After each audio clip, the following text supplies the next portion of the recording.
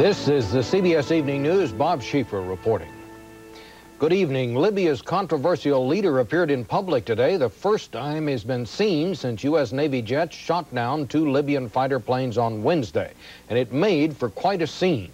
Foreign journalists in Tripoli have been put under what amounts to house arrest, but some of them, including CBS News correspondent Bill McLaughlin, were allowed to file reports. As you'll see, the report was censored by the Libyan government.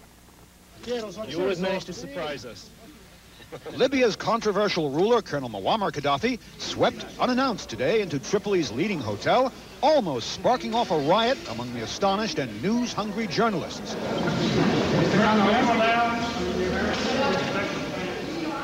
At first, Qaddafi claimed he'd just stopped by for a cup of coffee. I am going to the cafe. Do you know where is the cafe? Yeah. But the Libyan leader soon made clear the real purpose of his visit.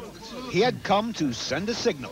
Colonel Qaddafi would like to make peace with the next president of the United States. Speaking in Arabic, Qaddafi called for direct, face-to-face negotiations with the Bush administration. He made it clear that he was not going to miss Ronald Reagan. He said he was sure the Bush administration would learn from what he called the childish and foolish policies of the past. Qaddafi left as abruptly as he had come, ushered to his car by a chorus of government workers shouting anti-American slogans. Peace with the Bush administration may prove difficult to achieve. Colonel Qaddafi gave no indication today that he has made any New Year's resolutions about his policies. But Colonel Qaddafi indicated he might be willing to compromise over the cause of the latest U.S.-Libyan crisis, the controversial chemical factory that the U.S. says is really a plant for the production of poison gas. The first step, perhaps. Just before sunset, journalists were driven to the site at Rabta, 40 miles south of Tripoli. Anti-aircraft batteries, ground-to-air missile systems, and tent camps filled with soldiers guarded the approach. The first stop was for ritual anti-American chanting before the cameras. As last light fell, we were able to see the huge structure of the industrial plant, clearly still under construction. We welcome you as pharmaceutical personnel. An official repeated the government line. The factory will produce medicines, not chemical weapons. Finally, we were told we would be brought to see the plant. Our caravan of buses drove right past the center of controversy in complete darkness. In a way, Qaddafi had kept his promise of a press trip to Rabta, but the visit could only increase suspicions about the true nature of the Libyan plant. Bill McLaughlin, CBS News, Libya. Chemical weapons and what to do about them is the reason for an international conference being held this weekend in Paris. There, most of the attention centers not on Libya, but on Iraq. And Wyatt Andrews reports. At a conference to ban the use of chemical weapons, you wouldn't think there'd be any controversy. Yet demonstrators in Paris were today asking why the 140 nations assembled here are not planning to punish Iraq for using chemical weapons. President Mitterrand of France opened this unusual conference with the modest goal of asking every nation here to promise never to use chemical weapons again. No sanctions, he said, no name-calling. This is not a court of justice, but you must state the condemnation of the use of chemical weapons. The facade of courtliness lasted only as long as it took Iran to reach the podium. Iran condemned Iraq for using chemical weapons and then criticized the entire conference for tolerating the Iraqi attacks.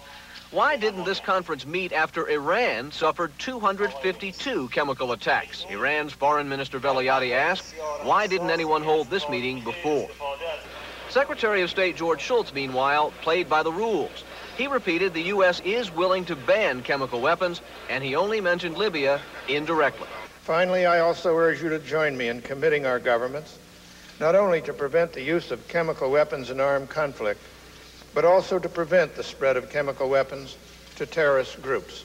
Delegates defend this simple goal of renewing the ban on chemical weapons as a potential achievement. To much of the world, the threat is still alive. 70 years after World War I, the French are even today finding the lethal remains of mustard gas used in the trenches. In England, many remember the threat of chemical war vividly. Gas masks on 5 minutes, please. World War II movie house commercials promoted gas masks as just another smart accessory of everyday life. That memory, these pictures, are why diplomats want to keep this conference simple, to prevent it from degenerating into a fistfight. Of course, we could spend the next 5 days name-calling. What would that achieve? We want something constructive out of this conference. The French have already proposed a final document that does not mention sanctions, but which does force every nation here to agree not to use chemical weapons. Iraq, in other words, is probably off the hook, but the trade-off will be a global promise prohibiting chemical war. Wyatt Andrews, CBS News, Paris. President Reagan had surgery on his left hand today. The operation apparently went well. We'll have a report on that in just a moment. And later on the CBS Evening News, the Japanese are in mourning for Emperor Hirohito.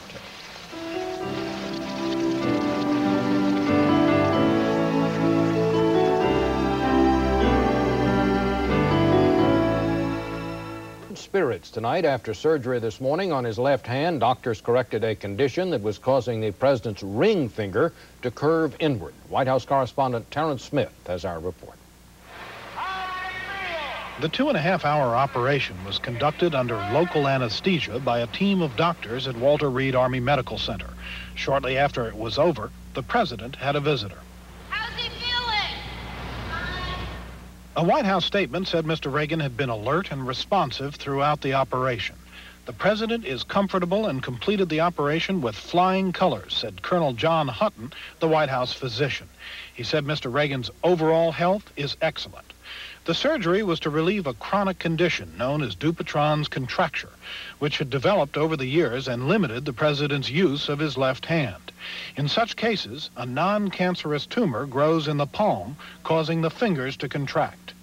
Dr. Melvin Rosenwasser, a hand surgeon at New York's Columbia Presbyterian Hospital, has performed the corrective operation many times. In order to straighten the finger and get it back out, it's necessary to open the palm through incisions, cut out the majority of the tumor, and also extend out under the fingers to cut the tumor out, release the joint, and then to close the wounds, it's sometimes necessary to use skin grafts.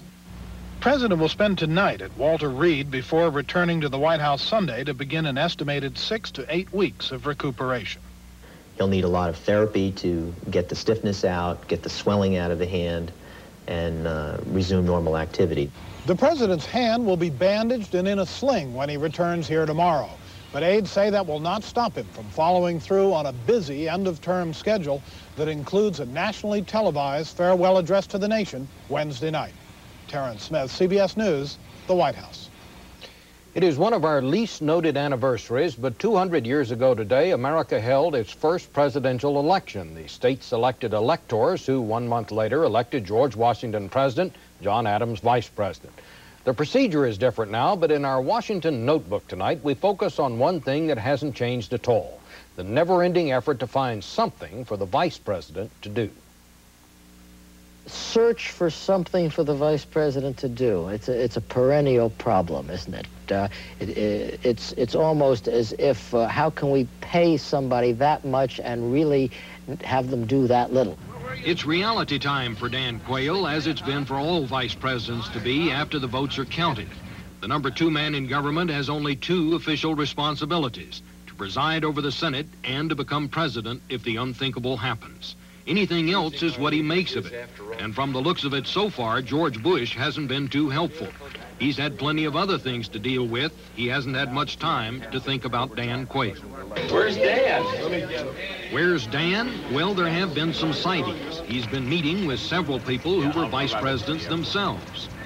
I was very surprised. He's a very different man from the intellectual midget that has been portrayed in much of the media. What I said was that he should watch out above all not to allow the vice presidency to be trivialized. A lot of the job is ceremonial, which is why vice presidents look for other, more substantive things to do. You can't really just develop your own role for yourself. Max Kappelman was a close advisor to Hubert Humphrey, who had plenty of frustrations with his role. But, says Kappelman, Humphrey had an edge that Quayle doesn't. Close ties with Johnson developed over the years in the Senate. He was deeply involved in human rights, civil rights, poverty questions. and Johnson depended on him in that area. In the campaign, George Bush made a lot of his close relationship with President Reagan on how he took part in key policy meetings, met with world leaders, spearheaded a crackdown on drugs. If that's what he has in mind for Quayle, he's given no hint of it just yet. I will welcome his advice. He will be a key player in the National Security Council and in the cabinet meetings if he desires to be. Maybe so, but it was clear this week he's not part of the in crowd yet. Have you been briefed on the action in the Mediterranean? Just very briefly, I have facts. The only job mentioned for Quayle so far is to head up the National Space Council, whatever that is. Quayle himself has said he might try to make presiding over the Senate more meaningful. That just won't fly, say the Democrats. If he comes up and tries to manipulate things from the presiding seat in the Senate in any high-handed way, he will run into very deep trouble and be deeply embarrassed. So what should Dan Quayle do? Well, I'd tell him to have a little fortitude, enjoy yourself. You're going to do some interesting things, even if not some important things. And nobody forced you to take this job. You did it of your own free will. You should know what you're getting into. Relax.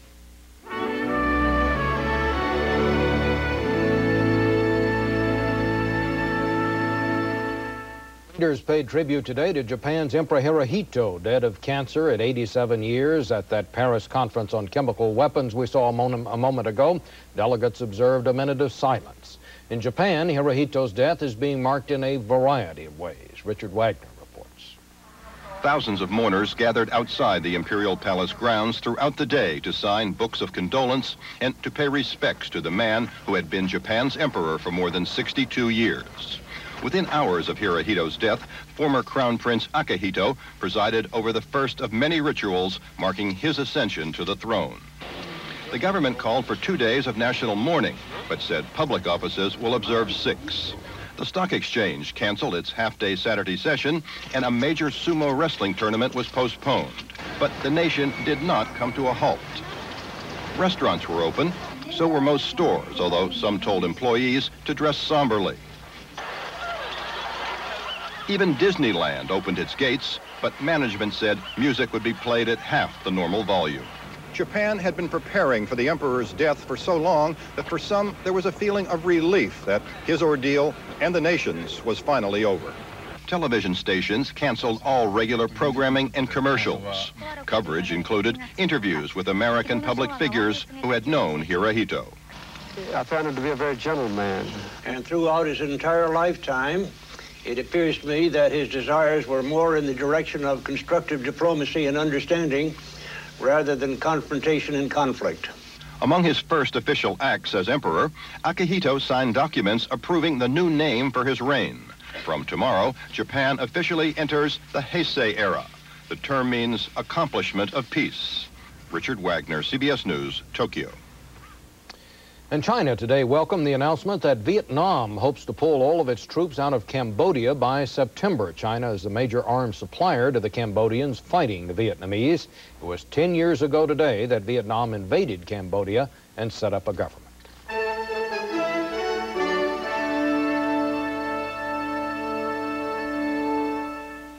The National Football League Conference Championships will be decided tomorrow, and the elements will be an element. In this era of dome stadiums, both games will be played as they were in days of old, when men were bold and played in the cold. And Frank Courier reports. Football folklore has fueled the notion that real men should knock heads outdoors, even in January, on frozen fields, in blinding blizzards, cheered on by hysterical fall weather fans who thrive on frostbite. Got a couple pairs of socks on. I got fleece-lined shoes. The real man theory is underscored by this Sunday's upcoming Snowbelt doubleheader. The 49ers here at Soldier Field, the Buffalo Bills at Cincinnati. These are the tough men. They played the tough game, and the games this weekend kind of go back to those days when football was tough. When they played in leather helmets, the boys from the packing house and paper mills, with names like Ditka, Nitschke, Butkus, when the wind chill was 60 below in Green Bay in the legendary Ice Bowl. Cincinnati, 1982, when the chill plunged to 59 below. It's a game that should be played outdoors. It always has. Or was, until teams traded open air for plastic grass under Teflon in all those climate-controlled domes. Indoor domes should be used for roller rinks. I think that's part of its charm. People remember the cold games. They remember snowstorms. In Chicago, it is said, football always will be a tradition outdoors. It's the way the Bears want it. Frank Courier, CBS News, Chicago. Well, some relief may be on the way for the nursing shortage. A survey out tonight shows that the number of students entering nursing schools rose 11% last year. One reason for that, according to Nursing World Journal, is better salaries. Another reason may be that entrance standards at the schools have been lowered. That may explain why nursing school graduates failed their licensing exams last year at a record rate of 16%. 25 years ago this weekend, President Lyndon Johnson delivered his first State of the Union address. He vowed to wipe out poverty in this country, but now, 4 going on 5 presidents later, it remains a promise unfulfilled. Bruce Morton reports. This administration today, here and now, declares unconditional war on poverty in America. The Congress cheered, but how does the war seem now, a quarter of a century later? The war on poverty was declared, and poverty won. The war on poverty is not over, but we've had an irresponsible truce. Irresponsible because poverty has gotten worse, not better. Senior citizens are better off. Social Security increases linked to inflation worked. Children are worse off, the poorest Americans. If you'd told us, mid-60s, that in the mid-80s, 1 child in 5 in America would be poor, we would have said, no, got the wrong country. If you're happy and you know it, clap your hands. Some programs like Head Start have done some good. But since the war began, a new kind of poverty has grown up. A permanent underclass, ghetto-bound, teenagers having babies, cut off forever from traditional values and the world of work. Michael Harrington is one of the men who inspired the original war. Poverty today is a much more difficult problem to deal with than it was in 1964. Charles Murray thinks government welfare programs have made a bad situation worse. 25 years ago, if you were poor and living in a big city, that didn't necessarily mean that your kids were going to a lousy school. It didn't necessarily mean that you had to stay locked in your house all day. Black families are more deteriorated than they were 25 years ago, and there are declining moral standards, there's drug and crime. In the 60s, many thought federal programs could end poverty. Few think that now. The major beneficiaries of the war on poverty have been the poverty pimps. That is, the people who earn their living by service to the poor. Today, experts agree that to change the underclass, you have to somehow start with the kids. When 1 out of every 4 of our young people doesn't graduate from high school, when 1 out of every 5 is functionally illiterate, these kids don't have a chance. Do we know how to give them that chance? We are not certain. As far as I can tell, nobody has any optimism even about their own solutions. And there's another question. How much do we care? How hard will America fight the war on poverty today? We now have a huge community of the miserable in American society. I see the country as having enough money to eventually sweep it under the rug in the same way that we have swept American Indians under the rug. You just put out so much that it's not our fault anymore. Most Americans aren't personally affected by the poor. They may have become a problem a lot of us think we can live with. Bruce Morton, CBS News, Washington.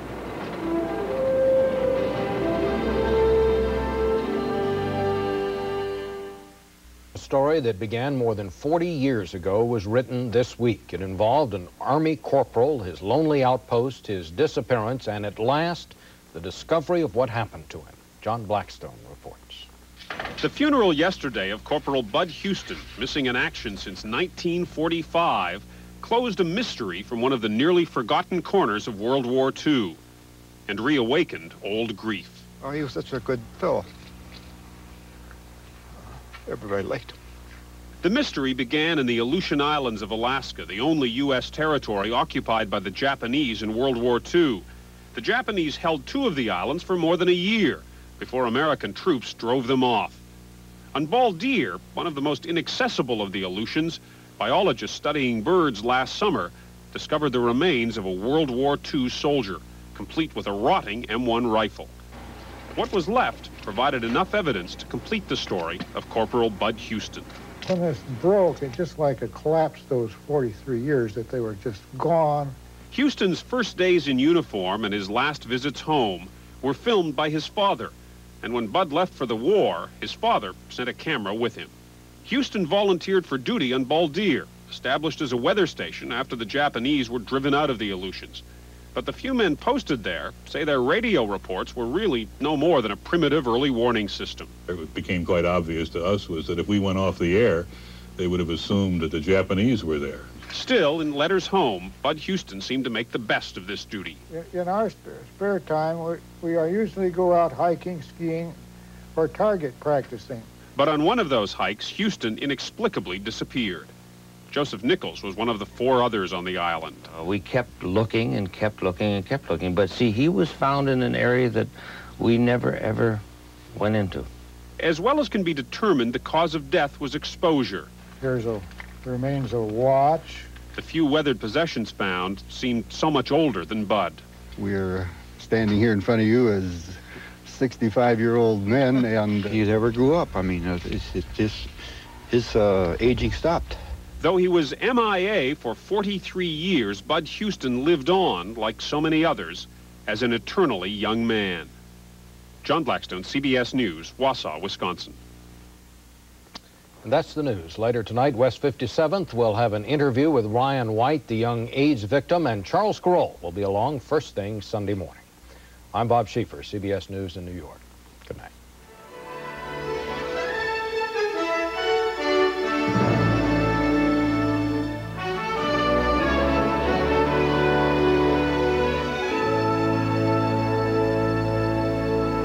The Niners, the Bears, their destiny is now. The NFC Championship tomorrow on CBS Sports. This is CBS. Just ahead on 11 News, the story of